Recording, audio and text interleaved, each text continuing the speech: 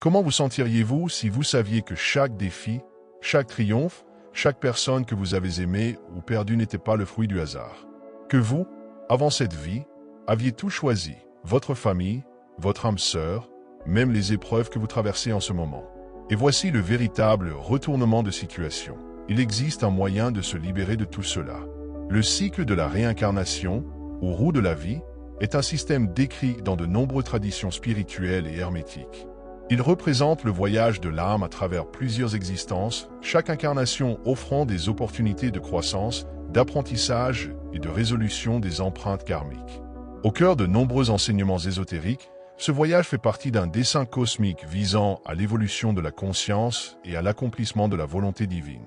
De nombreuses traditions, comme l'hermétisme, l'hindouisme, le bouddhisme et le christianisme mystique, partagent des idées essentielles sur la réincarnation, mettant en avant le libre arbitre équilibré par le karma. Le karma relie l'âme à des leçons spécifiques tout en préservant son choix de s'aligner avec ses objectifs spirituels. Le monde physique, perçu comme duel et dense dans les enseignements spirituels, offre à l'âme une chance de grandir et d'affiner sa nature divine. Poussée par l'appel de l'infini, l'âme entre dans le domaine matériel pour expérimenter la polarité, par exemple, la lumière et l'obscurité, le plaisir et la douleur et transcender progressivement les illusions du monde physique. Le libre arbitre et le karma sont au cœur du voyage de l'âme. La philosophie hermétique décrit l'âme comme co-créatrice de sa réalité, façonnée par les conséquences karmiques de ses vies passées.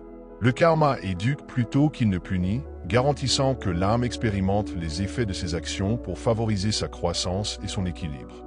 Le choix d'une incarnation est un processus collaboratif impliquant l'âme, des guides spirituels et l'intelligence cosmique.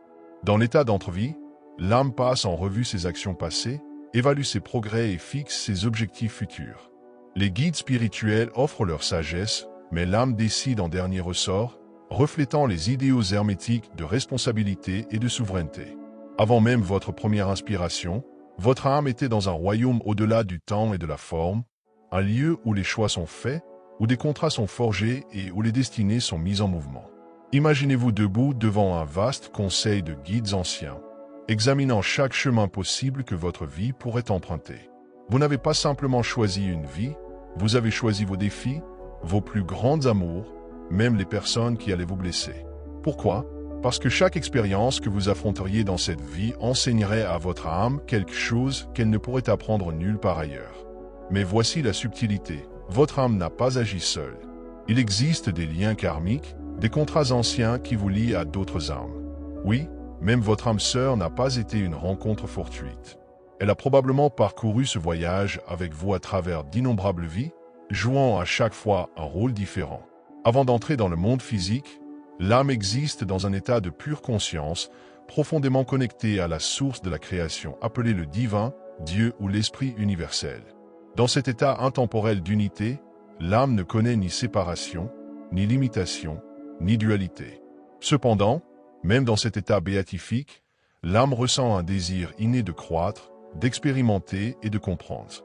Ce besoin l'amène à s'incarner dans le monde matériel, où elle rencontre à la fois des défis et des opportunités d'évolution.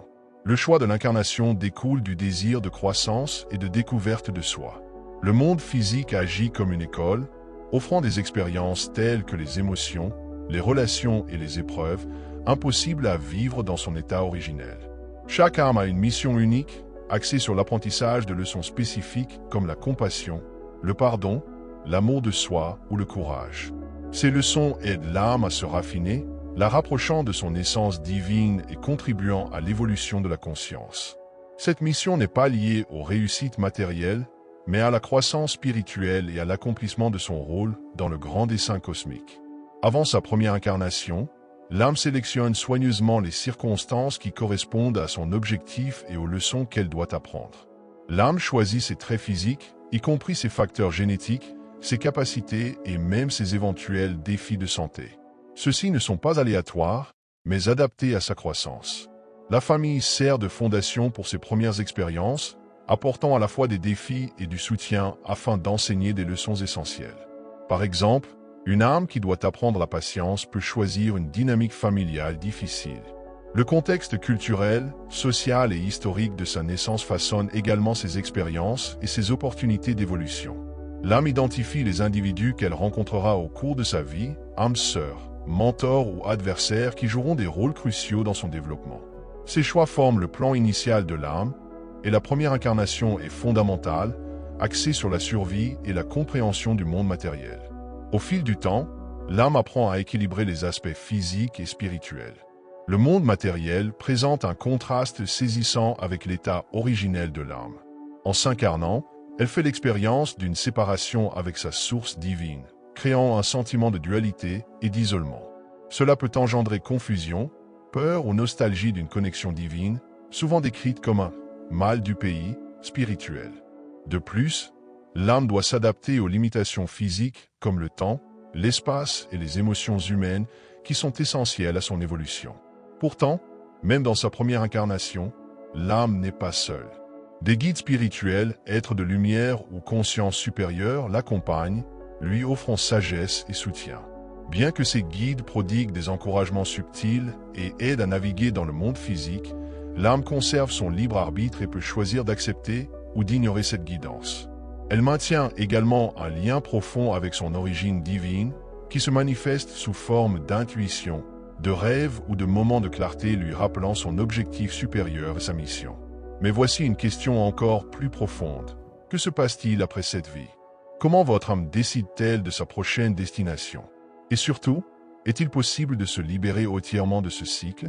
Mais avant cela, explorons les choix que fait votre âme après la mort en royaume. Un état de conscience pur au-delà des limites du monde matériel. Dans cet état, l'âme réfléchit à sa vie précédente, se reconnecte avec ses guides spirituels et commence à se préparer pour sa prochaine incarnation.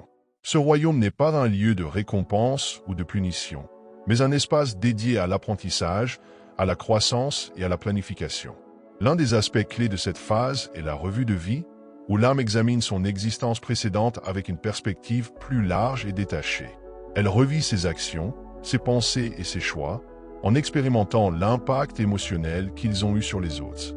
Ce processus est éducatif. Il favorise une compréhension plus profonde des conséquences de ses actes. Il aide l'âme à reconnaître ses progrès et les leçons encore inachevées, préparant ainsi le terrain pour ses futures expériences. Le karma joue un rôle essentiel dans le parcours de l'âme. Loin d'être une punition, il est une force d'équilibre, d'enseignement et de croissance. Chaque action, pensée et émotion crée des ondulations énergétiques qui reviennent tôt ou tard vers l'âme.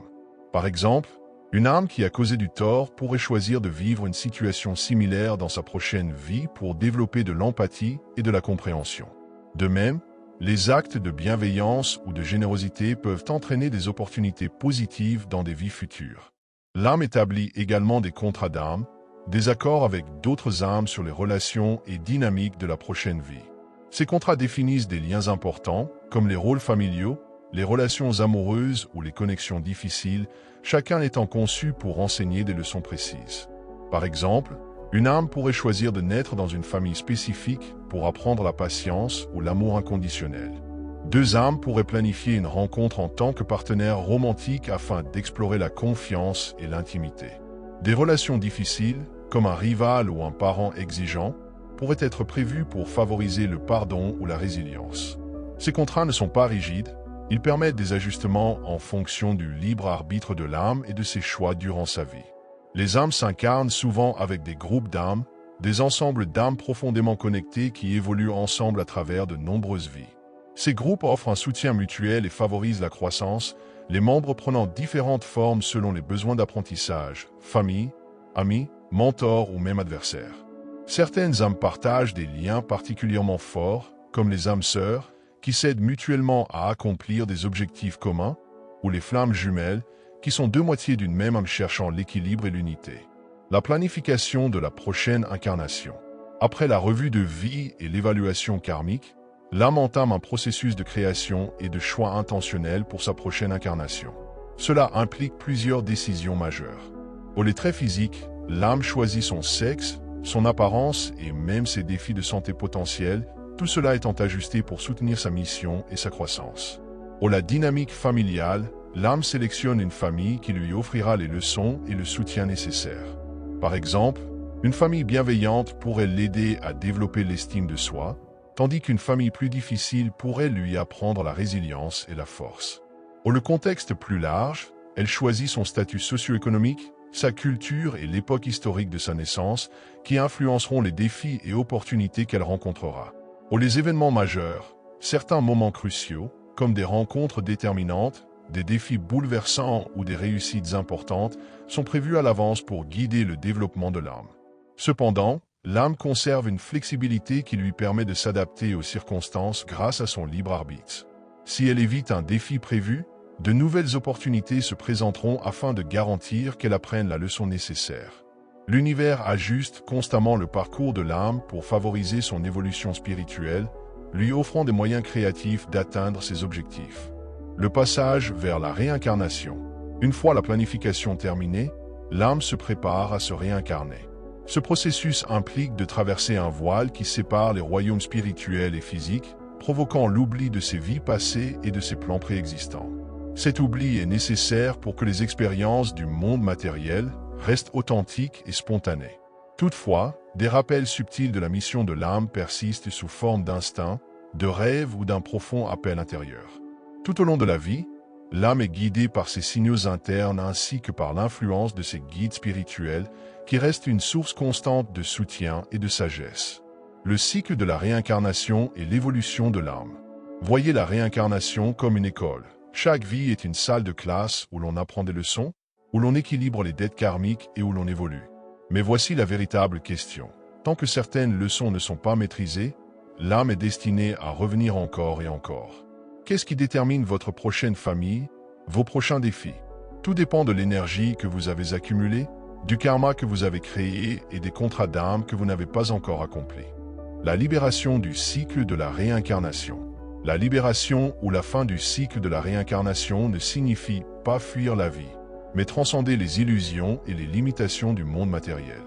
Elle permet à l'âme de vivre en harmonie avec sa source divine, en expérimentant l'unité, la paix et une créativité infinie. Cet état, connu sous le nom d'illumination, de moksha ou d'ascension, est célébré dans de nombreuses traditions spirituelles. Cependant, l'illumination ne signifie pas que l'âme perd son individualité ou cesse d'exister. Au contraire, elle devient pleinement consciente de sa nature divine et se libère des illusions de séparation. Dans cet état, l'âme atteint une compréhension totale de son être, intégrant toutes ses expériences et transcendant le cycle des renaissances. L'âme peut choisir de demeurer dans des dimensions supérieures d'existence ou de retourner sur le plan physique en tant que guide ou enseignant, libre de toute obligation karmique.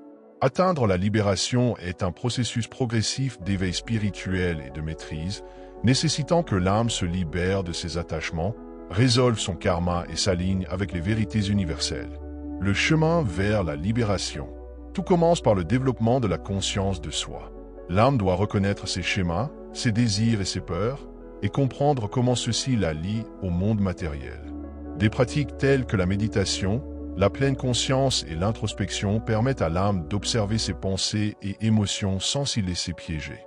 Le travail intérieur implique souvent de résoudre le karma non réglé et de guérir les blessures des vies passées. En pardonnant aux autres, en demandant pardon et en libérant le ressentiment, l'âme se détache des liens énergétiques qui perpétuent le cycle de la réincarnation. Les attachements aux personnes, aux possessions et aux résultats maintiennent l'âme ancrée dans le monde physique. Le principe hermétique du mentalisme enseigne que la réalité est façonnée par la pensée. Lorsque l'âme s'accroche aux désirs matériels ou aux peurs, elle renforce son lien avec le cycle de la réincarnation.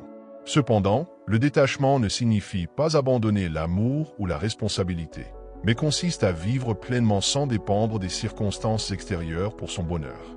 Une âme détachée peut aimer profondément, travailler avec passion et apprécier la beauté de la vie, tout en restant libre des attentes et des résultats. S'harmoniser avec les lois universelles.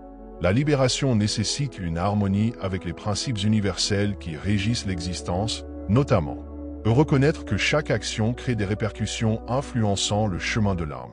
Comprendre l'interconnexion de toutes choses et agir en accord avec cette unité.